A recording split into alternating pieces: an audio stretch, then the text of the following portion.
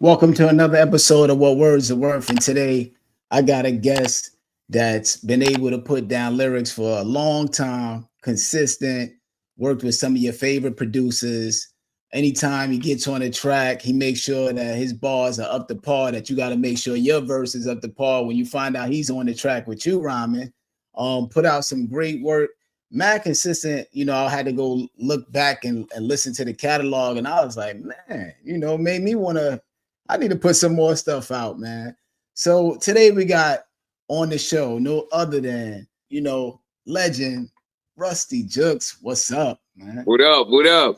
This is dope, man. So the show is about kind of figuring out how you come up with the ill rhymes, like the bars. And what's the origin of what you do? So what's the origin of your name? Well, I went through a million names, man. Like I had a lot of different names, but when I was a teenager, my name for a long time it was Vic Funkster, and I was known for that for a minute, for battling, everywhere, putting out music and everything. But then I think at like 16, I wanted to change my name, and I was looking for something more hardcore, you know what I mean? And I was just writing in my book, and I was sitting on my homeboy's stoop. And I was listening to my kind of from MOP, my Heather B, and I was writing and I came up with Ruste Juxx man. You know what I mean? Okay. I was just thinking of names, and then that one sounded crazy, and I was like, all right. Then later on, I just left off the men and it left it as Ruste Juxx. Okay. Word. So you being from Crown Heights, I spent a lot of time in Crown Heights on Class in the Eastern Parkway, man. Yeah. All right. Yeah, because my cousins live right on that corner. So I used to be on Crown Heights often out there. And then No doubt. I went there for like from there, I stayed at his house for my high school years. I used to go to Norman Thomas in Manhattan. So we used to leave from there, walk down to Franklin Avenue, catch the train. So you got this album out now, Crownsville with Rockness Monsta. And so I listened to that album recently.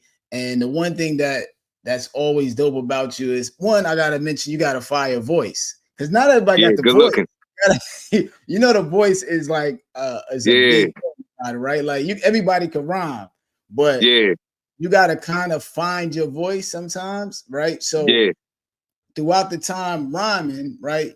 Of course we all have a voice, but there's a difference when you're able to find it and fine tune it with the delivery. So what was that like for you, like when you first started like putting out joints or coming up? And we sound different back then to now. Yeah, because I've been writing since I was 12, so my voice used to sound different when I was younger. Of course, I had the light. My voice was a little lighter, but I learned from the greats, man. Like listening to all of the songs, and I learned a long time ago, like your voice is an instrument. You know what I'm saying? So the way you use it and, like speaking strongly and the way you flow it, you know what I mean, is very important, man, because I grew up listening to a lot of artists that had the dope voices, and I was like, yo, it sounds crazy how he do that. So, I just know how to channel it, man. Word. Yes. So I then, just get in there and it's, especially when I got when I'm in the right studio and the mic sounds perfect. You know what I mean? And it's, I could just, use my voice like just like an instrument, man. So did you learn like over time, just like pretty much pick like your inflections for certain words for you?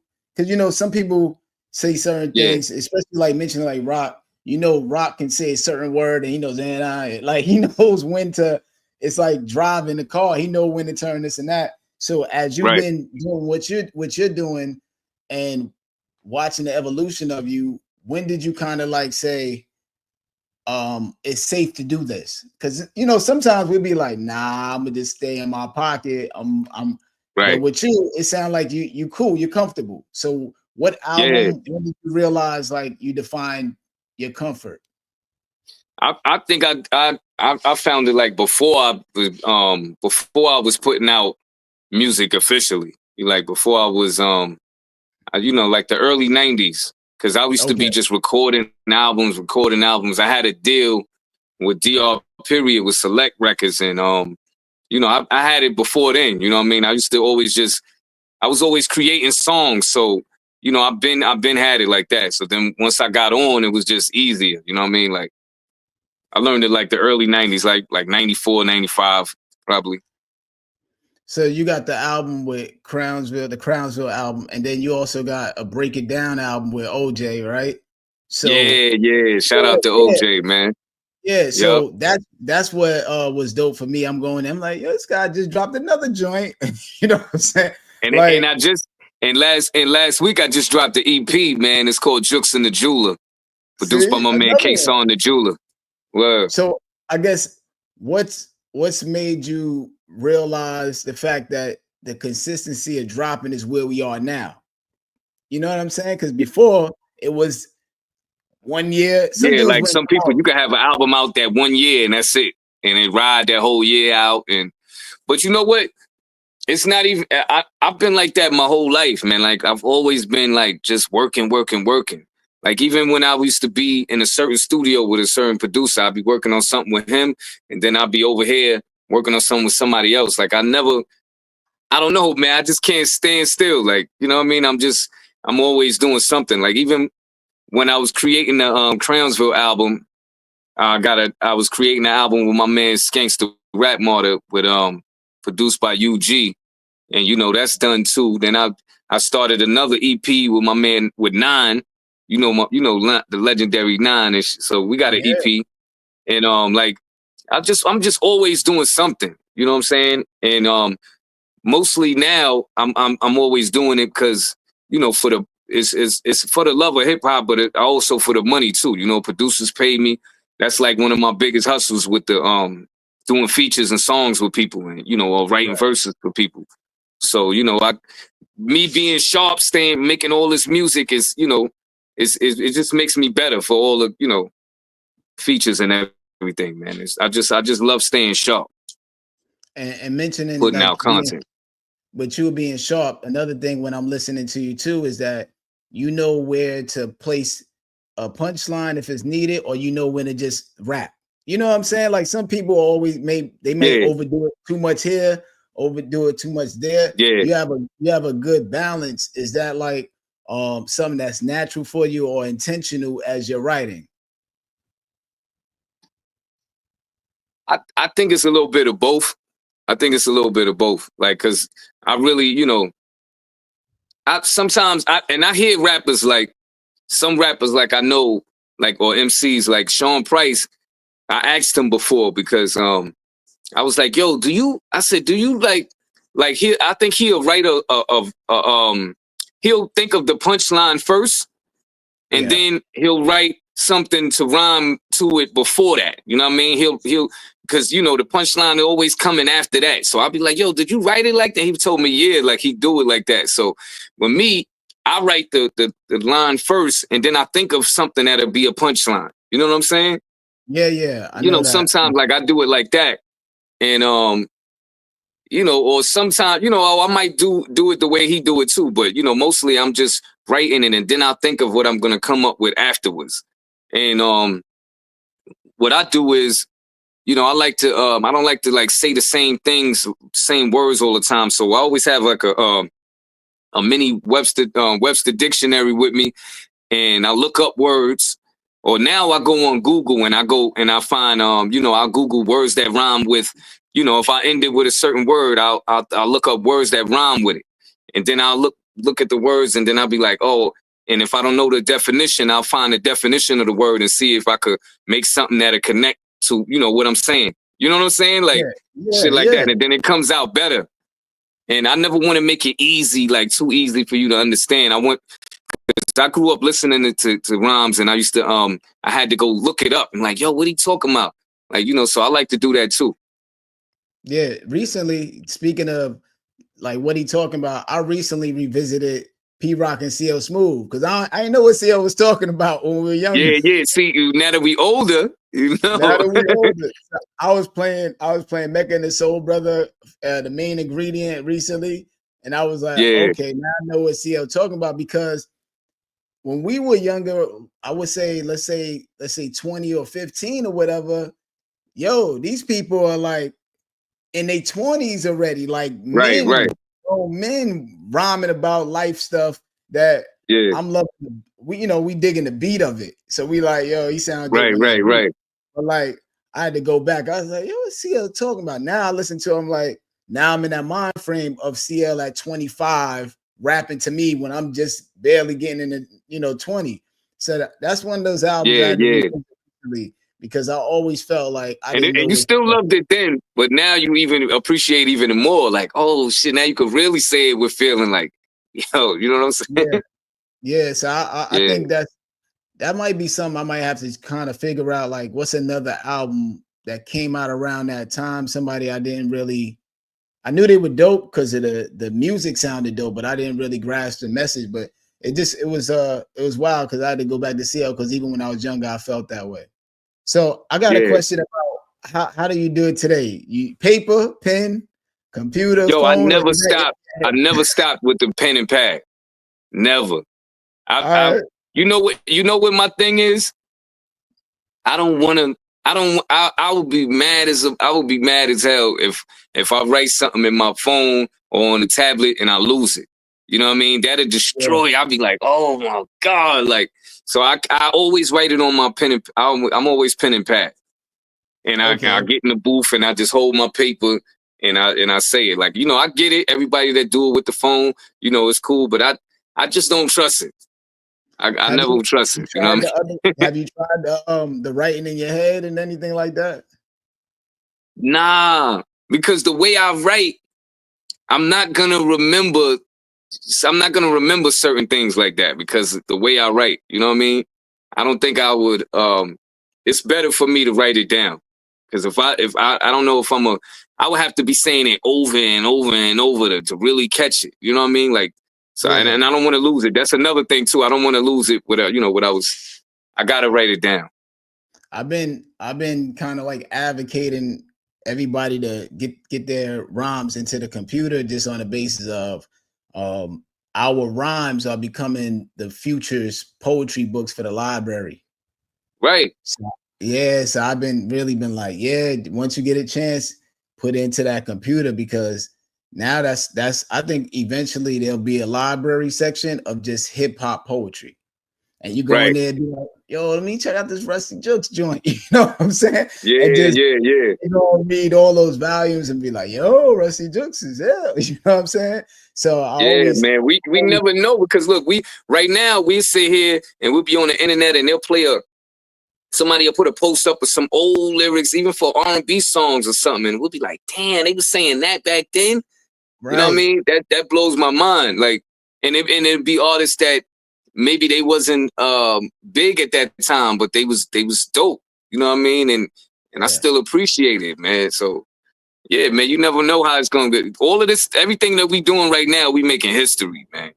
Exactly. This is how we live forever. We live forever through our children, shit like that, or something we do in life. But like that music, that's gonna be there forever, man. Forever. Yeah, man. Right now, currently, I teach a hip hop course, and what I've been trying to do is actually like artists like you or Thurston and like people that I know that don't necessarily get that recognition, or like people may know in the class because if it's not commercial, a lot of people don't know about what we do. Mm-hmm. So what I've done, so like I had like a hip hop fashion segment in there. I had Thurston in there.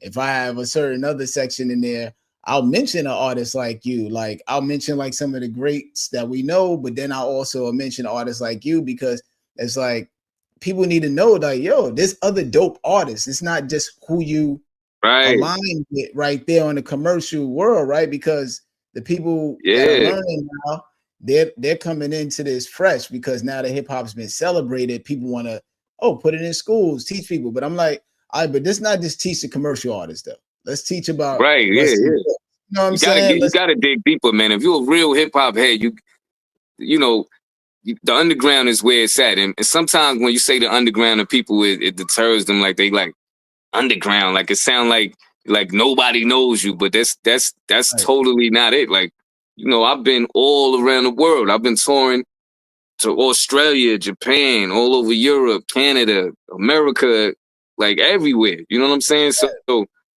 this music is like, you know, it's global. You know what I mean? Yeah. So it's artists that come from, you know, where I'm from, and you know, they got big fan base, man. Like I'm lucky to still have a fan base that I could still make money off of this at my age and be doing well. You know what I mean? Be able to take care of my family. Yeah, I think it's our responsibility, especially if I'm teaching hip hop, to not just be like, here's the hip hop you see already. I Right. don't think that what is that doing? This is stuff y'all see on the Grammys. Nah, let me slide an artist in there y'all don't know. Go check him out. Go check her out, because they're contributing to the culture too, and that you might not even know that. So yeah, man, I think that's what's so dope about doing it now, and us being put in these positions to kind of introduce people to everybody that's doing it that may not get that light. So how about when you're creating chorus or verse first? The majority of the time I do the verse first. Okay. But if I'm writing, like say if I'm doing a feature for somebody and they want me to do the hook, I'll come up with the hook first, because you know they may have already laid their verse, and then I'll come up with a hook. You know, I'll get to the end of their verse and think about how I could, you know, flow the hook in there, boom, and then as soon as the hook is finished, it flows right into what I'm saying, and I'll start it off saying either something out of the chorus or, you know, something relating to it, and you know what I mean, to keep it going, because you know how that's how the music is. Like it got to keep you be like, oh, to go right into the verse, like damn, you know, because as a hip hop lover, I love how that sounds. So you know, if I'm doing a feature, I'll write it first. But usually when I'm writing my own stuff, I'll make the verse first, and then I'll come up with the chorus. How do you feel? Because talking about features, right? And us being in the underground, we get to rap on we get stuff from overseas a lot, just out of nowhere. Somebody asks for a feature and stuff like that. Yep.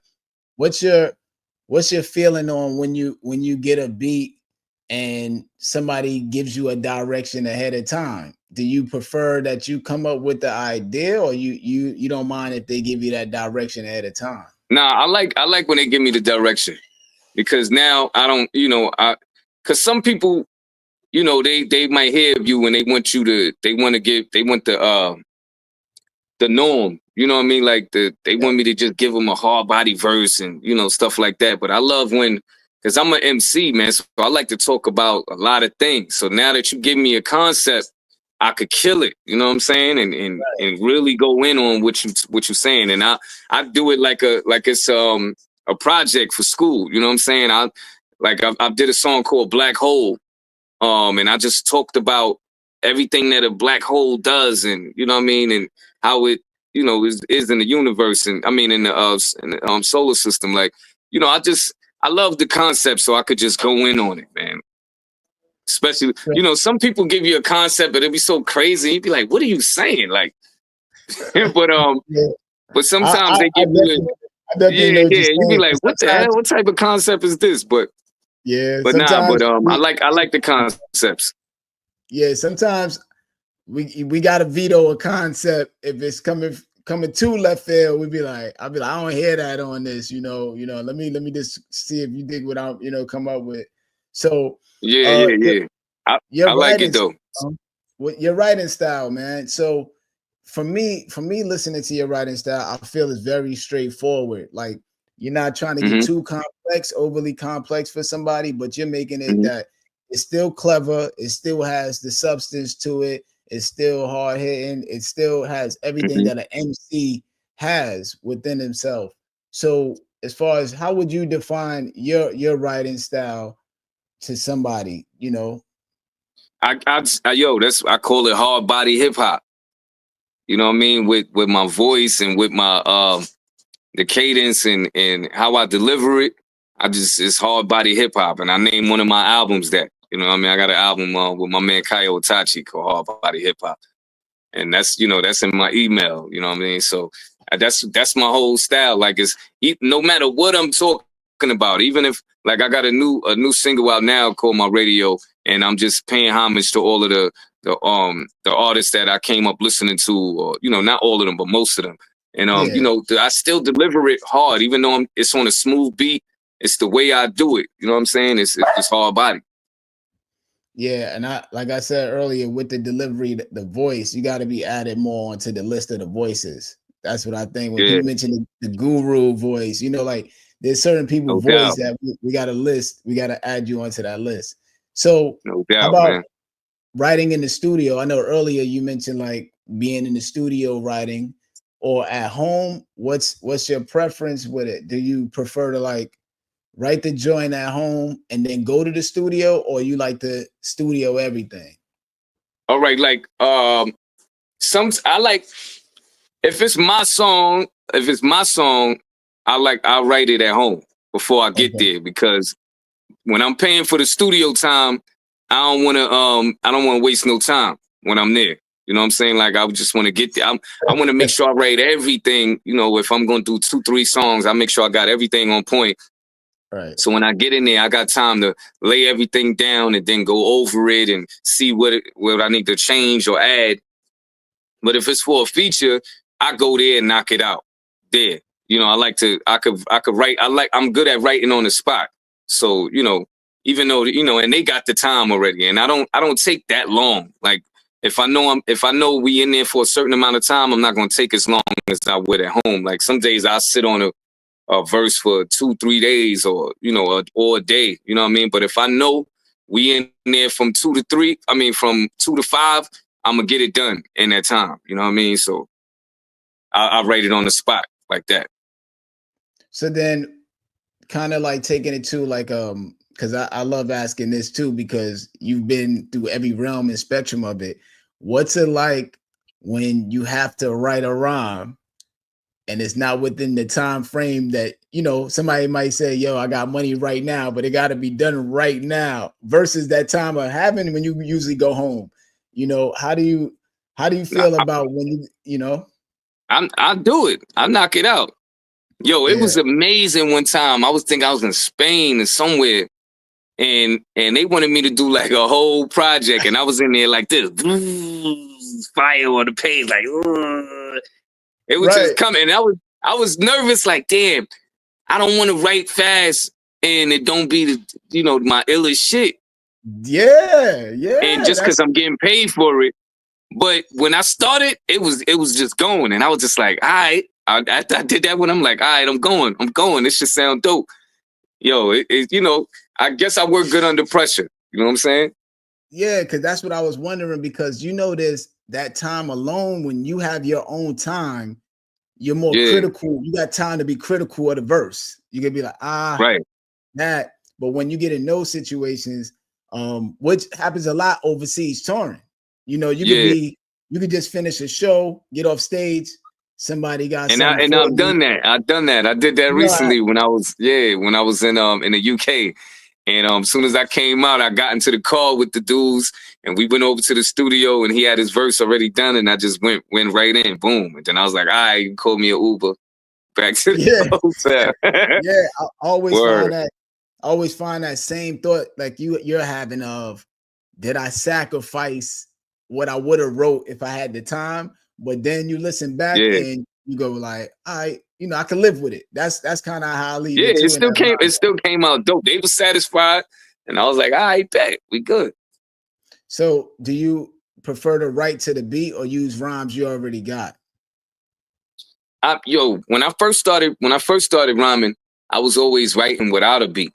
I had so many rhymes but I knew how to write it to where I could fit it on a beat, whether it was fast or slower. And then I used to hear beats, and I say my rhyme to it, like, yo, and then it should have worked. Like on Helter Skelter's first album, which was second album, not Magnum Force. This is the first album that I was ever officially featured on. And Yeah, so the verses that I did, both of the verses that I did on the album, I had ripped those rhymes already. And right. it was like, when the weather get frio, I heat the scene, drinking Seagram's VO. Novocaine in my suffering through the struggling, easing my agony. Like I had wrote that rhyme already, but it fit for the Granddaddy IU had did the beat. It was called Rest in Peace, Granddaddy IU. It was called Magnum Yeah. Force, the title track. And it was perfect for that. And then, as well as the other song. And then Duck Down I had a song that I wrote called "Live the Life," and when I got to the studio, the dude was just playing beats, and then I heard that beat, and I was like, "Yo, that'd be dope for the Live the Life joint," and that's what it, I put it to. I fit it to that beat, and it was perfect. But now, since I got older, I've just been writing to the beats and flowing to the how, like, I'll write the melody of the hook to what the melody that comes in the song. You know what I mean, or like that. But recently, I was thinking like, yo, I think I'm gonna go back to writing without the beats, man. Like, because I don't know, it's something dope about that, man. Like, you get your own flow in your mind, and you know what I'm saying. You could come up. It's dope when you do that, man. Like, I think I like that style better than writing to the beat, just writing around. I remember I heard Guru. That's how Guru and Premier used to work. I heard Guru used to just have mad rhymes and Premier playing beats, and this rhyme fits that. And I was amazed you see? that. I was amazed at that. And that's one of my favorite groups, man. And I ain't never knew that. Yeah, that's dope. I was like, yo, that's kind of ill. Guru's coming in with a whole bunch of joints. But then also us growing up in New York, I don't think people realize, because the way it is now, we're not bumping into ciphers. Yeah. We used to do the ciphers. You had to have rhymes for that. Right. That's another reason. I didn't think about that. That's another reason why. And I used to come out on my stoop or be in my hallway, and I used to write rhymes for my homeboy. I'd be like, yo, check this out. And I'd be like, and it had mad flow. And they'd be like, oh, this shit was crazy. And I ain't, I didn't write it to nothing. Yeah. And I get that from my uncle too, because my Uncle Ray, rest in peace, he's the one that inspired me to be a hip hop artist, period. Like, when I was younger, he was like in and out of jail. Like, when he introduced me, one time he brought me a tape of just music that he recorded off Chuck Chill Out, Red Alert, and it was a bunch of classic records on there, Ghost Stetzer, and that introduced me to the hip hop. But then when he came out, he was like one of the dopest rappers I ever heard, man. Like, he was living with us for a year. I was 11 going on 12 or something. And he just had books of rhymes. He had composition books. And I got like 10, 20 of his verses memorized in my head that he used to spit to me. And he never wrote it to a beat. You know what I'm saying? He never wrote the beats. And he just had the song called Hardcore Lover, Big Time Gambler, Cock Diesel. Like, he just had titles to the songs, and he just wrote them. And then that's why I started doing it like that. Yeah. I try to explain, like, growing up in New York to people is different now, of course, but man, I try to tell people, I'm like, man, yo, you couldn't even get off the train or go somewhere without somebody, yo, you rhyme? Yo, you rhyme? Yeah. Yo, you rhyme? Yeah. Yo, you rhyme? Yo, you rhyme was like every day in my life. Yeah. You go to the park, yo, you rhyme? You come into the train and it's a group of people, yo, you rhyme? It's just, even if you don't rhyme, you might get asked that 20 times just because you dress right. So we had to have a whole bunch of verses ready, and then how you mentioned like Select Records, me knowing Red Hot Lover Tone and A-Team and Poke and Tone and Gowdy and all them from that time. So me and you definitely around, we know that era of, yo, spit something real quick. You had to always have rhymes and all of that. A lot of them. Some people, I would say a lot of people don't, that era is not really here like that. Like, we're not walking outside to the corner store and people rhyming, but it used to be, you'd be downtown all the shopping. Time. Like, that's, and that's a way, that was a way that you got your name known. Because I used to know about rappers from Bed-Stuy or from Brownsville before I met them. Because if people be like, yo, my man such and such, he dope. He got a song called such, and he was saying shit like this. And you know what I'm saying? Like, that's how you was getting known, through word of mouth in the street. And that shit, it was just crazy like that, man. Yeah, I used to walk into battles with people, older dudes battling. One time somebody was like, yo, who's special ed over here? Like, cause I had my little flat top, I ain't look like a rapper or whatever. He's like, yo, he a ringer. Like, what the hell? I used to just, I'll be like, yo, let me just jump in here, get busy real quick, and then leave. I used to love that, man. So what about when you in the studio? Are you getting punched in? Do you mind getting punched in for the verse, or you got to do it straight through? I love saying my verse all the way through, but sometimes I overlap, on myself, so I can't do it.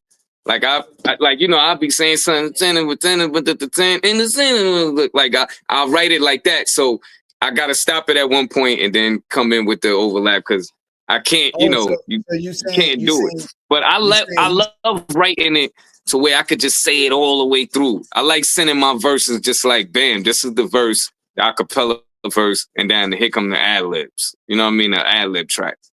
So explain I that like again. writing it, Explain that again. You said you're saying the rhyme, and then you might stop, and then you come in overlap. What's that technique?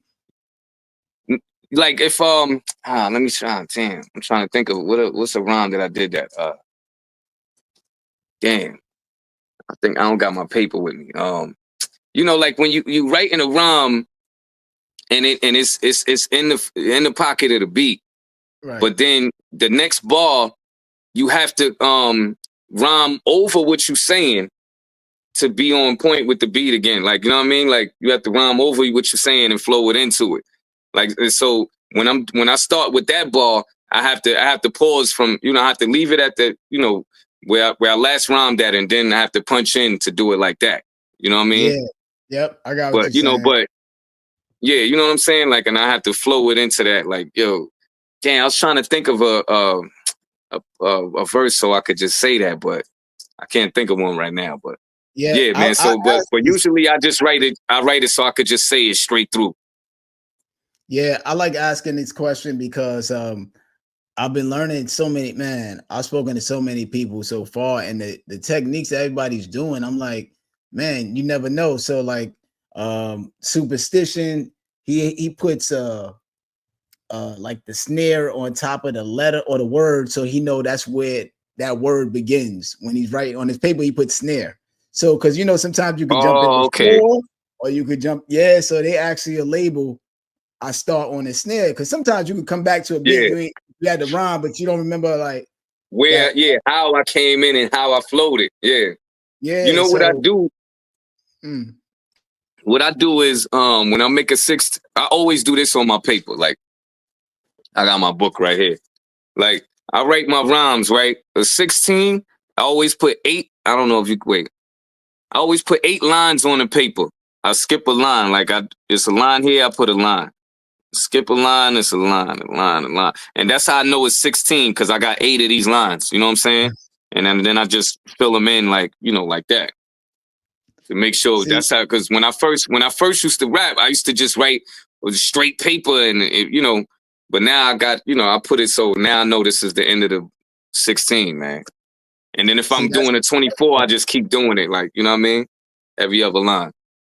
Yeah, that's dope, because that's what people need to see stuff like that, because I've met so many rappers, as we've both met mad people that don't know how to count to 16. Wasn't in me neither. I didn't know nothing about.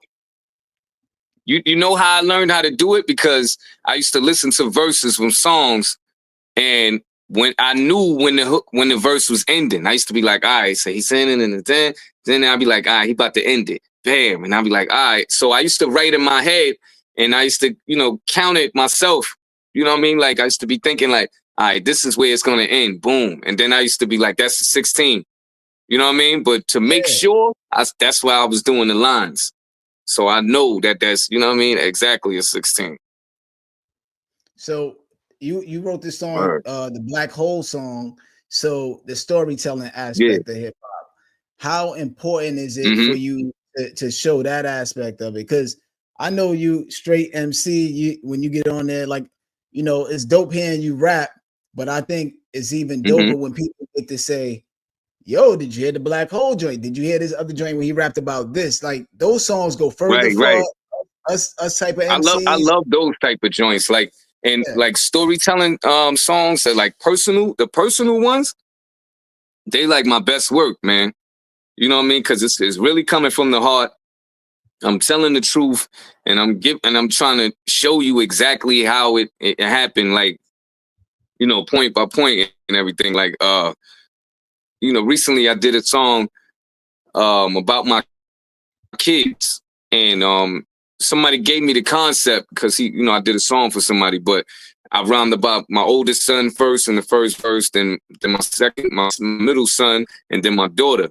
And I was just speaking on them individually. And when you're doing songs like that, you got so much to say, but you got to try to squeeze it into just a 16. You know what I mean? So I started it off talking about my son when he was born.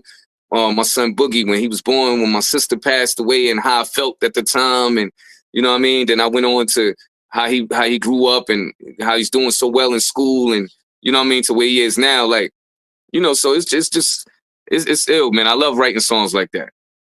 Yeah, I think those are the forever songs. Like yeah, yep. I think that's the only way we can be here, is just making sure we're writing those joints. You know what I'm saying? Because those are the records people come up to you and be like, yo, Rusty, man, that joint right there about boom, boom, boom. Yo, I listened to that joint. And sometimes, it's kind of wild because it's like, sometimes it's not the single we drop. You know what I'm saying? Like, yeah. Because, yep. So it'll be on the album. But it'd be on the album. So I guess there's another question I asked somebody recently too. I was like, I asked Homeboy Sandman this. I asked a couple of people this question of why, when we're doing these records that deal with relationships, like maybe it's a girl situation, family joints, those joints aren't necessarily getting the spins with the DJs that we, it's like we know we got to send this record. This is gonna get that spin, but not. You know what I'm saying? And those be some of our better records overall. Yeah. I know what you're saying. That's what's so wild. Yeah, man. I don't know why they. Yeah, I don't know why they do that, man. Like, I don't know, man. But like certain songs that I do like that, like when I do rest in peace songs, right? Like, for Sean Price, I did like 5 or 6 rest in peace joints, man. Right. Like when he first passed away, I did a song called Universal Sean. Then I did a song called Sean VSOP with Rock. Both of them was featuring Rock. But Rock, on the first one, Rock was just talking on the chorus. On the second one, he rhymed. And then I did a song with called I'm Not Like These Other Rappers featuring Bernadette. And all of those were singles. You know what I'm saying? And they played those. You know what I'm saying? Okay. But I don't know, man. I guess it's just like who it's about, and whatever the timing that you drop it. I don't know. I think I love those type of records, man. I love those records. I love those records from us type of artists. Like when I hear the Conway album and he be rhyming about his lifestyle, those be my favorite joints. Yeah. So I think one of the things too is when doing shows, I don't know if cats is performing those records. I try to make sure I'm performing those records, because you know what I'm saying, right? Like what at the shows, it maybe dudes aren't performing the records too. I don't know. I perform them at my shows, but the Sean Price ones. But a lot of my other ones, I don't put it into the because I don't know. Sometimes I just like. I don't want my whole set to go, because I can have a whole set full of just street rhymes, hardcore shit. But I wanted to change and change and change. Like I got a song called I want to see you win. It's called See You Win. And so before I go into it, I'll just stop after the last song, drink some water, talk to the crowd, and be like, yo, man, like, it's no matter what type of job you do, man, whether you're a janitor or you a CEO, man, I just want to see you win. Like, I want everybody to win. And then before I go into it, just to change the pace. You know what I'm saying? Like, it's good to you don't want to keep rhyming out the same all the way through. You want to take them through different journeys. You know what I'm saying? So then it really feels like a dope show, because they like, yo, he got a bunch of, he got a bunch of different shit, and they all hot. You know what I'm saying? Yeah. I think that's what's been dope. Like I said, I'm going through the catalog and catching up on stuff. So that's what I enjoy. Is like, okay, because this is what I feel about not only me, but all of us in general. We don't necessarily have time to hear all of our stuff. You know what I'm saying? Like, right. Like, I hear we stuff working on our own. and we working on listening to other shit. Like, yeah, you can never.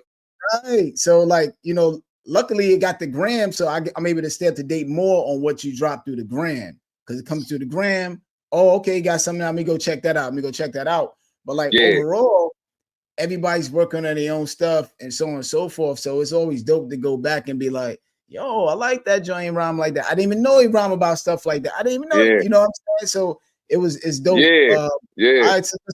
I suggest everybody go back and check each other's stuff when you get a chance, just so you can kind of say, oh, I didn't know that person rhymed like that. So throughout your journey of it, Yeah.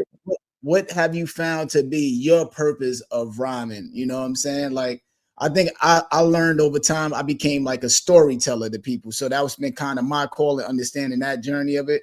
How do you define I love rhyming about revolutionary rap. Like that's what I love, man. Like talking about our struggles and where I think we should be at and how we should handle situations, you know what I mean, as a people, as black people. And the whole African diaspora, you know what I mean? Like those type of songs mean the most to me. Like when did that hit you? because I got a real love for my people. Like I love who I am and I love when I come who I came what I came from. You know what I'm saying? Like those are the most they mean the most to me, man. I got a song called Black Fist that P Rock produced, and that's one of my joints, man. Like I always put that in my set. And I sometimes I set it off with that one. Just so you know what I'm about, straight up. And it's the beat is hard too. You know what I'm saying? But it's just what I'm saying. And people always after the show, they be like, yo, that joint you did, that P Rock, that one was like crazy. Like, you know what I mean? I love those joints. So when did you find that though, right? Because I know when we first start rapping, we're rapping like to be the best kind of, you know what I'm saying? So I'm the best, I do this, I do that, this and that. When did it click to you like, yo, this is important for me to rap about as I go forward? You know when it clicked? Around probably second or third grade when Big Daddy Kane, when KRS One, Big Daddy Kane and Rakim. They the ones that taught me that. Like seriously, I learned that early. Like just with my philosophy. You know what I mean? No chicken or hamburger. Because to me, that's suicide, self-murder. Like he was talking about race. And then Kane, he had another victory. And Young Gifted and Black. And you know what I mean? And Rakim, like he'd be like, what would you say as the earth gets further and further away, planets are small as balls of clay, straight into the Milky Way, world's out of sight. Oh, yo, it's like, yo, them joints, I used to be like, damn, like, you know, those joints is powerful, man. So I always wanted to be an MC like that, you know. So and of course, Kane had rap songs that he was, you know, he let you know you couldn't mess with him, and KRS or Rakim too. But you know, them songs was the real joints. So teaching the youth. Yeah. So then what's your atmosphere when creating? Are you nighttime, daytime? You know, anytime. Like just whenever I get the feeling to write, you know what I mean? Like it could be anytime. Sometimes I'll be sleeping and I wake up at 4 a.m. and I'll be in there writing. And my wife was like, yo, where you get this energy from? But you know, I just felt like rhyming then. Or I might write. I wrote this morning and I stopped like with the book. Like you see, I ain't finished everything. I was just writing. But you know, it's just different times, man. Whenever I get the feeling. And then what's the beat picking process for you? How do you get? Do you Instagram? You listening for people with beats? How's that? How do you go about that? Like, oh, this beat right here, I'm gonna rock with it. I'm always I'm always constantly getting beats. So sometimes when people be like, yo, I'll send you beats, I don't even be wanting to hear it because I got so many joints I'm writing to already that I can't even get into it. Like, but I'm always working with producers. So they always sending me stuff and be like, yo, listen to this. And, you know, I'll download 3 of them and listen to them. And I'll be like, all right, I like this one the best. And I'll take that. Or somebody might send me a whole pack. Like Stu Banger sent me a whole beat pack. And then I'm like, all right, out of these 7, I'm going to use these 4. And, you know, just write them accordingly. Think about what I'm gonna say to each one. Like, what is this beat saying to me? Like, you know what I mean? Yeah, because you know, like you said, sometimes we got so many joints, man, and I just be trying to communicate, like, yo, I still got that joint. Give me some time, because you know it's so wild, right? Do you feel like sometimes you know we ask for beats because we want the beats from these dope producers, but sometimes we may put ourselves into a situation like, man, I shouldn't even have I asked do for. that. Yo, I do that to myself all the time, man. All the time. Like, some people get the best Ruste Juxx, some people get the slow Ruste Juxx. Like, you know, everybody got different experiences with me. You know what I'm saying? It's like, sometimes, like, a lot of people, they be like, damn, you did that quick. Like, you came through. I guess it might be how I'm feeling the beat. Because if I'm not feeling it like that, it'll take me a little while longer. Or if it's just where I put you at on my list, because I'll be like, all right, he sent me this joint in September. I got to do this now. I can't get into such and such. But sometimes I might do somebody else's verse that just sent me now, and I still owe somebody something because I like this shit better. And then I still owe them, and I'll be like, damn, all right, I got you. Yo, I'm crying and laughing. That's how that shit. Those are the decisions dudes is making. Like, it's you gotta make. It's just like, how you gonna do it? Oh man, because you literally have a beat that been there for a while that you love, and then you get hit with, yo, I need this by tomorrow. It could be money, and you be like, I gotta knock this out. Right. Things are getting moved around. Yep. This is how you prioritize it. Prioritize and be funny, man. And it's wild. Like, I be having to hit producers sometimes, like, yo, my bad, I got this and that. But it's so wild. So are you I heard you jump around with picking what it is, but like, are you able to like kind of stay on schedule with, like, I got this first and then go second, and or you prefer to sometimes I don't. Sometimes I don't. But you know what I do so I'll remember. I'll put the lines on the paper, like I'm telling you, like for the verse, and at the top I'll put their email and the name of the beat and everything on my paper. And so I know that I gotta do this joint. You know what I mean? I'll be looking back like, oh, I still got these. They older than this, you know, than the new shit I'm just getting. So I gotta do those. I've been had it. And sometimes I go back to the email or the text from when they sent it, and I'll be like, oh shit, September 3rd, I gotta do this. Like, I did a verse recently for RJ Payne, and then he was kind of like in a rush. He was like, yo, let me know if you're gonna finish it, because I'm trying to do the titles for the album and all that, you know. And I was just like, all right.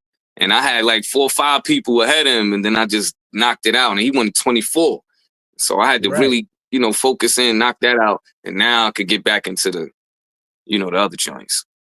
And that's what's dope. Like, we know, like, RJ Payne is one of those dudes that when you talk about, like you said, hard body and making some crazy bars, it's dope, like, knowing you doing a song with RJ Payne, because the levels of listening to it, I'm excited to hear him, but I'm excited to hear what you come up with, because we know. And you know what I'm saying? Yo, and like and let me show you what he hold up.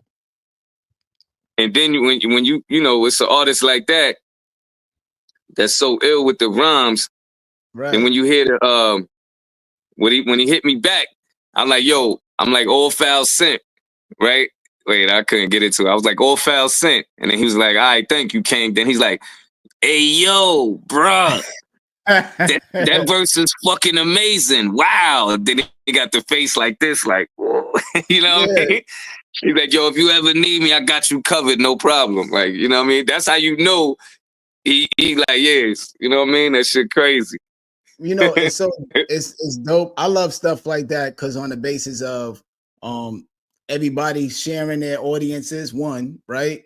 And then people get to recognize that you are on a certain tier ball game. You know, your bars at a certain tier. So it's dope when people get to hear you side by side with other people to do the comparison and say, yo, I've been sleeping on this. You know what I'm saying? Like, yeah. that's my Yep. bad. I gotta go do some more research. So that's what makes me Yep. excited about hearing collaborations like that. Not just because y'all rapping together on there, but because I know his audience is gonna appreciate what you do.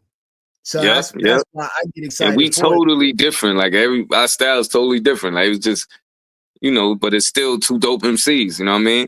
Right. And Tech gonna be on that too, I believe. Yep. Three So dope MCs. yeah, shout out to Tech. He actually did a hook for me on me and Stu Banger's album coming out. He did a hook on there for us. Shout Oh, out to him. nice. Oh yeah, Yeah. and him and Term got the technology out right now. Okay, yeah. Word, man. Shout out to Term too. Yep. And I was like, yo, that was a perfect hook. I mean, that's a perfect album title, man. Like technology. That shit was the Crownsville. Like, that's just crazy. Crownsville joint too. Crownsville joint. When you posted it, I wrote in Instagram, yo, that title's crazy. Like that's ill too. Yeah. So that's a perfect one as well. You know what I'm saying? I need to go in the books of perfect too. So what's your revision process like? You writing the bar, you keeping everything, you throwing away a bar, especially now writing on paper. So your paper looking messy, or you rewrite the whole verse over. You know what I'm saying? My handwriting is horrible. Like it's just straight chicken scratch. And I don't even worry about spelling words right because I know what I'm saying. And I just be writing it. I'll write it in slang, and you know what I mean? I'll be writing like that so much. But I write in pen, so I can't like erase it. So I gotta make sure that it's gonna be like I'll say the two bars in my head for a while before I actually write it, because I want to make sure, because I don't want to scratch the line out. I have to, scribble that whole line and then write it in there again. Then I gotta put another bar down here to make sure it's even again. You know what I'm saying? So I make sure that's what I want before I really write it. Yeah, I've seen some wild people, like wild ways people put their stuff together. I've seen people put arrows. I've seen people writing diagonally on paper with no lines. Yeah.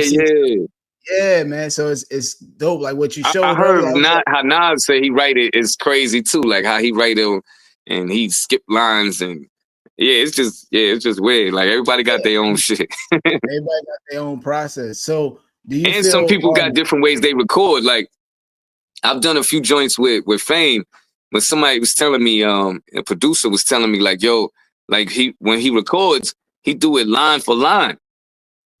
Oh yeah. Like he don't do it. He don't say this straight, but it sound like he did it straight up. Yeah. But I don't, you know why I couldn't do it line for line, because I think my tone might change.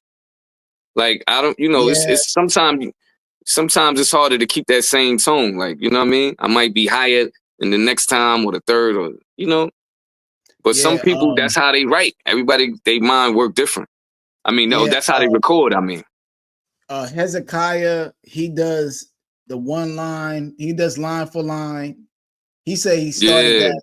He say he started after seeing Freeway do that. He say he saw Freeway doing that in the studio. That's how Freeway do it? He said Freeway's that's crazy. One line, stop, think of the next line, then go. So, it's so wild. I just watched on YouTube, I think it was an ABC or one of these channels, but there's like a little mini 5-minute documentary on YouTube about the punching method now, how people aren't writing nothing down, just straight sitting in front of the mic, no writing at all. It's like a little documentary. Yeah, it's on YouTube. I'll send you the link after we get off. So they think of it, instead of writing it, they'll just think of it and then say it and then be like, all right, oh man. I don't know if I could ever get into that. But it's dope though for people who doing it, but I just can't, because I'm just so stuck into the way I do it. Yeah, I gotta send it to you. Just Blaze is in it. It's like a nice little short thing to watch. But I thought it was interesting. But I'm send me that. I would like to see that. I'm on the same vibe as you, but like, we've seen all iterations of MC though. Me and you have seen the generations of lyricism, MC, what a rapper is, what's the wordplay, complexity. Now that it's so commercialized, the integrity of it isn't there. So some people that are doing that, they just like, and I went downstairs to the store. Then I hope I didn't get caught by the law. It's like whatever, you know what I'm saying? So you know what I'm saying? I'm not saying everybody is bad like that, but everybody can't do that style. That's bottom line. I can't do that. You know, too much of that style, somebody ain't gonna be good with that style. You know what I'm saying? Yeah, so that's just like. Well, go ahead. Oh nah, yeah. I was gonna say what you were saying. I was gonna say like just like the battle rap nowadays, like how they do battle rap. Everybody that's like me that writes, like that's a whole nother lane. You could be dope at what you do here, but when you step into that battle rap thing, it's a whole nother thing. And they not just writing 16s. Their verses is mad long. Like if they write it for, I guess, whatever time frame, like whatever minutes they got. Yeah, it's a whole different world. And so if you gotta think about how the crowd will react to your rhymes. And so I hear a lot of people like, you know, when they stop them, then they gotta start the scheme all over again to get back into it. You know what I mean? So they can remember it. Like that's a whole nother thing. You know what I mean? So we used to just spit in our rhyme that we know straight up without no stopping. And you know what I'm saying? Like that's a whole different thing, man. It's a whole different world. I watch battle rap heavy, so I'm very in tune with it. And it's like, you know, now you got attributes. Somebody got the aggression attribute, punchline attribute, witty, performance. It's really very. It's a whole lot. It's a whole lot. Straight theatrical. It's real theatrical. But that world of battle rap has some of the illest bars that nobody's hearing. I love it. Some of the illest lines. I love watching that, man. Some of the illest lines. And I think it's good to watch it. You know, I did the battle rap. Like I did the battle rap like but when I was doing it, it was just, you know, you do a verse, they do a verse, and you know, whatever. Like I was on 106 in Park for a few weeks. I was doing that. And they would just throw on a beat and you ain't know what they was gonna throw on. Like one time they threw on A. Marie beat and I'm rhyming to that. Like, you know what I mean? It was just like, oh shit. Like, but you know, it's just everything is different, man. So you just gotta, you know, that's why you really gotta have a verse that fits to anything. You know what I mean? So you'll be able to do that. So what about when you have a creative block, you know, or do you bring creative blocks? How do you go about that? Yeah.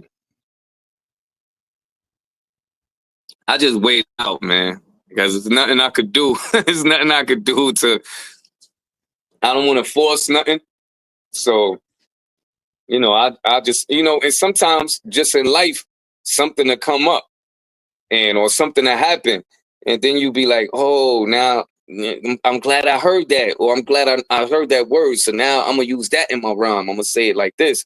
And then after I wrote it, I'll be like, yeah, you see, it was meant for me to write it today and not last week. Because I wouldn't have came up with this for the verse. You know what I'm saying? It was meant for me to write it now.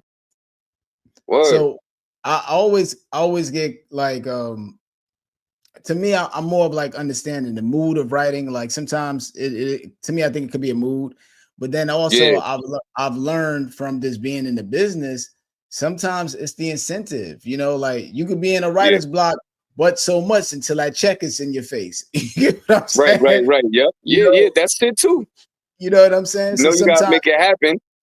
You gotta make it happen. So I learned like there is a mental balance of it. There's a mental balance of it. You could be at home just chilling, like, yo, I'm not in the mood. Yeah. And that beat right now, I'm not vibing with it. And then there's the incentives that come through sometimes, and you gotta handle business and do what it is. So as far as like I saw you performing recently, did a show out in Jersey. Your showmanship, how important is that to you? Because I see the energy you got, you know what I'm saying? Like you got energy on stage. Like, because that's how you. Yo, man, I think that's very important, man, because now you're not just saying, oh, I'm a dope MC, listen to this. and you know they could hear your song and be like, yo, this shit's fire. The performance lets people know that you're really great. You know what I mean? That they be like, now the way he was up on stage and he was mad confident. And he just bombed it like boom, boom, boom, boom, boom. Like I love a great show because that's how I get into artists. Like it be some people just they're funny rappers. You know what I mean? The way they rhyme, you might not like a song if you heard it, but if you see them on stage, the way they do it, you become a fan from that. You know what I mean? Right. So that's how you sell your music. Basically, that's how you sell it, man. Like you sell your merch, you sell everything from your performance. Bottom line. You know what I mean? When your performance is crazy, that's when people coming up to you like, yo, and then you get booked for more. You know what I mean? That's how you keep going from the performance. Like if you could be the dopest, but if your show is just trash, nobody don't want to see it. And people really talk about that. Like I hear that a lot.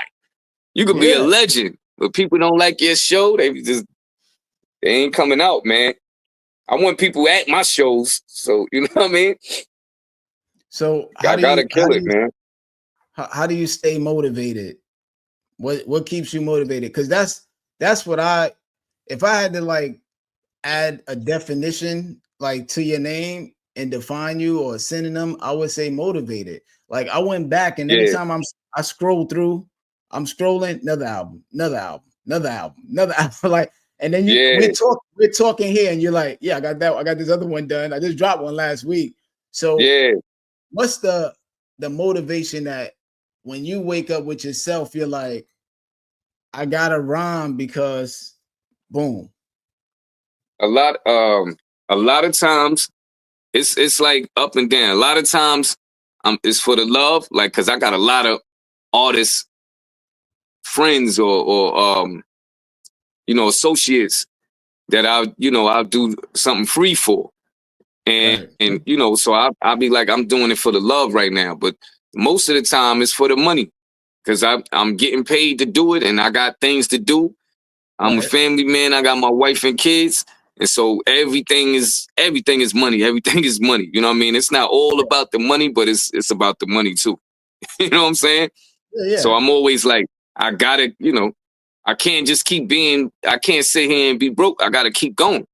And so, and it's benefiting me at the same time. You know what I'm saying? Like I'm getting paid to do it. This is what I love to do.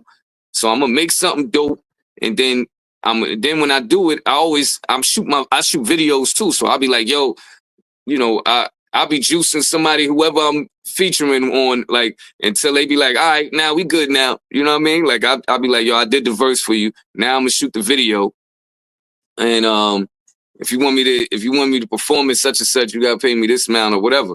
You know what I mean? Like so, it's always a hustle. It's the hustle for me. Is it also that like that internal like just like essence of being an MC, like I'm the best. I'm still trying to prove I'm the best. You know what I'm saying? Yeah, like yo, I gotta every time I do it, everything I do, I don't like keep it hidden. I'm always let you know whatever I'm doing. Like I shoot a video and I'll do a behind the scenes part so I could post that and be like, yo, today I did this such and such for whoever, you know what I mean? And it's just keeps promoting, and then it's inspiring people. Cause a lot of people be like, yo, man, like when I performed that Craig G's album release the other day, and he was like, yo, man, he was like, yo, I'm mad that you said what projects you got out. He's like, you put a project out every week. He was like, yo, for real. He's like, yo, he embodies the hustle with hip hop, man. And like to hear that from the legend, it meant a lot to me, man. So and then who's watching, people watching. Yeah. I mean, I definitely, like I said, I'm happy to have the gram and follow you because it's not as easy as it is now to keep up. Now I can keep up and more so than anything. So what are 3 pieces of your work you suggest people to check out? It could be singles, it could be albums, a song. What's like 3 joints that you say, check this out? Because a lot of times those album joints don't get the love, and it be our favorite joint. There's joints that we never put out as singles, and I'd be like, yo, go check this record. That's I definitely would tell him to go check that Crownsville. The Crownsville album, man, is classic with me and Rock, man. It's the album that the fans didn't know that they needed. You know what I mean? Because I don't think they could come up with another Helter Skelter joint, because with Sean Versus or whatever, and me and Rock work so well together, man. We've been doing this for years together, mass features and songs on each other albums and shit. But this album was like, it's perfect, man. You know what I mean? And then I would say my VIC album. I put a VIC. It's called Victorious Impervious Champion. I put that out in 2012, produced by The Archetype. And that album is featuring a lot of artists. And the whole album is, we have it licensed, and they be putting it on movies, TV shows, and, wrestling and different shit like that. But it's I don't curse on the whole album. And it's still hard body. You know what I mean? Like, you don't even realize it until I told you. You know what I'm saying? Like, So definitely Crownsville, VIC, and I would say The Execution. Now that's an album I put out in 2010, produced by Marco Polo. And that's that's something that the fans always be like, yo, man, I love The Execution album. And like, I sign autographs all the time, but a lot of people have the vinyl of The Execution or the CD of The Execution. And so definitely check those three out, man. Crownsville, VIC, and The Execution. And before you go, I have to ask you, like, what was the impact of Sean Price, man, on you? Like, what was the impact that he had on you? Like this right now, like with me doing all of this, making all these moves and features, I seen that was a hustle that he had with doing features. Like, he'd shoot, mad videos for the songs that he just did a feature for. And every time I was on tour with him, he was doing songs with people, and the way he killed the way his performance, his showmanship, like, people was like, and some rappers got a persona, like, this was really Sean Price. The way he was funny, the way he was hardcore, the way he was witty and clever, that's really him. So when people was in love with him, they was in love with him, man. Like, I seen it. I'll be on stage with him, and they be locked into him, like, whatever he say. A dude in the crowd, like, yo, play Boom Baye. And he's like, shut the fuck, I don't do requests. And everybody's screaming, they love it. You know what I mean? Even the dude he screamed on, they loving it. He loving it. He like, yo. He come to the show, and it's the majority of white fans. He got a shirt on that say "Kill Whitey," and they taking pictures with him like this, like, show me, like, it's you know what I mean? He taught me a lot, man. It definitely how to hustle and make money in this business. That you gotta kill it on stage, and and your bars gotta be top notch. Like, he was really confident, man. If he get into your car, he's gonna shit shotgun, and you're gonna listen to whatever he got out right now, and you're gonna love it. You know what I mean? Like, he's so confident. Like, he'd be like, yo, it's saying the rhyme, and everybody be like, damn, now this shit, that's crazy. You know what I mean? Like, I get that. I get that from Sean, man. Definitely. Yeah, man. I mean, I got a couple of stories, man. Like, he's on the EMC album on the song called Get Some. Man, when he came to the studio and did that verse, man, Sean Price, Lyricist of the Year, with a spliff in the beer. Yo, I was like, yo, let me tell you. Yeah. Sean Price, I say this all the time to people. If nobody has heard me say it, because I haven't had an opportunity to say it, Sean Price was one of the only MCs that got better. Like, right. we was rhyming. Everybody, there was a time where everybody rhyming, who you are, that person, this and that. Then there was an era when Sean just came and said, I'm better than everybody right now. Yo. Let me say, like, he said, F being humble, I'm better than everybody. Melancholy rappers get hit with a metal shotty. Like, he said that. The rhyme schemes went to another level. And everybody can attest to that. There was a time when Sean came out, and he made me start buying albums again because of that. Because I was like, yeah. He was in a slump when he got dropped from the label after the Helter Skelter shit, and he came back solo with a vengeance. Like, you know Yeah, what I mean? I man. remember that first single he did called Solidify. And then he had a song called Don't Say Shit to Ruck. And it was a rap after that. You know what I mean? The Monkey Bars came and he was just gone, yo. I seen him Yo, introduce himself to a rapper one time, and they like, yo, I'm such and such. He was like, yeah, Sean Price, the greatest rapper alive. Like, yeah. yo, To another rapper, like, I'm better than you and yeah. everybody. I'll be honest, I don't think I've ever seen that occur. Like, because he was doing it for so long already that you would like, okay, that's how you rhyme, right? Like we all rhyme how you rhyme because you start hearing people, but it was like he had another speed on everybody, and everybody's like, oh, Yep. okay, you know what I'm saying? Yeah. So I thought that was ill, man, and you know, it was a Helter Skelter. We were overseas, I think Germany. We did hip hop camp. It was like 30 to 40,000 people. We did they performed, we performed, we did Get Some, and he came out, Sean Price lyric, everybody rocking. Yo, it was actually on YouTube. We talking about 30,000 people, and you know what I'm saying? So his presence, bars, man, and like I said, I don't recall no MC that came out and was there for years, like how we've been here, and then came out and I said, yo, this dude is better now. Even, you know what I'm saying? Like, he was getting better and better. Got better and better, and we like had to like everybody had to like reevaluate their bars. Like, oh man, this dude's coming to murder it. So, man, yo, he was telling he had this song called. He'd be like, he's like, tell Buck that Rucker's running the label now. Tell Rock that Rucker's running the label now. You know what I mean? Like, yo, he like I'm like I'm like out of all even my own camp, I'm the best. Like he always was saying that. Like he didn't. It was like anybody.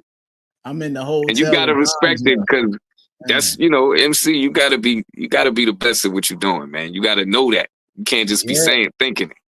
Yo, I'm in the hotel with Ganja, Dope Needle, Don Cheadle, hotel with Wanda.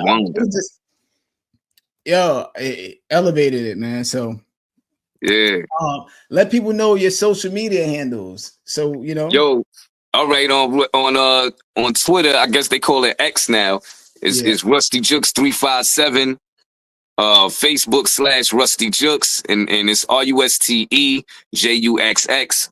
And on Instagram, it's Rusty_Juxx. Word. And on YouTube is Ruste Juxx TV. Man, I appreciate having you on here, man. It's dope because this is the longest I've ever spoken to you through here, which is dope too. Because I got to learn a lot about you, man. You know, we've been keeping in touch here and there through the social media stuff like that. Then we seen each other recently, but man, there's so much dope stuff that you were talking about here, man. I'll talk to you after I stop the recording. Like, yo, you probably could do this. You know what I'm saying? Thanks for having me, man. And I wish you the best with this. You know what I mean? For real, man. As two black men, as two Brooklyn MCs, you know what I mean? Right. I salute you, man. And you've always been a dope MC. And I loved how you, when we did the show in Jersey and you went around, when you started off with the freestyle and you were just going around and because everybody can't do that. Thanks, man. You don't even think about freestyling because you're going to mess up. Like you knew that you was going to kick, you ain't have nothing planned, but you knew you was going to freestyle. Yeah. And you just started make everybody you talk to you was like, yo, my man with the brown shirt. And his name was like with the round hurt. You know what I mean? Like you just kept going. And people love that, man. That's dope, man. Thank you, man. Yeah, I definitely was happy to do that show with you and then be on that card with you, man. So hopefully many more in the future, man. So, you know, Ruste Juxx, make sure you go check out all the projects. The Crownsville project is out. What's the other one that just dropped? Juxx and the Jeweler. Juxx and the Jeweler is out on all streaming services, platforms. Check the merch, support one of the dopest that people may not know about, but they better know about, get to know about. And like I always say, what is your words worth, y'all? Peace. Sign up now at elevate.miami.edu for my course, Organized Rhyme. Looking at the word legacy, While involving some wordplay, I'll use the first syllable to build upon. We'll use the first syllable, leg. For the second syllable, we'll use an. And for the third syllable, we'll use the word knee. So now we have leg and knee. Can we use it in context with legacy? Let's just see. Wordsworth Productions with a S.com for all merch. I got 2 books available right now. Words Are Worth Volume 1, and I also have a children's book called Socks. Age range from 12 to 15, so it's kind of like the middle school and high school age range, but adults could read it as well. Shout out to our sponsor, the Wizker. If you're into skincare, the Wizker will help prevent razor bumps and make sure you got smooth skin all around. Make sure you order it on Amazon, the Wizker.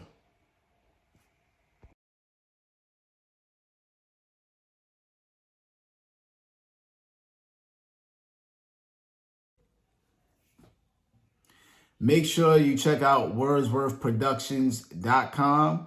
There you can book me if you want to book me for shows, consultations, panels, and things of that nature. And also it'll give all the upcoming shows that I'll be attending or performing at or appearing at as well. Wordsworth-Productions.com. We write plays, books, movies, anything that deals with writing and creativity. Contact us.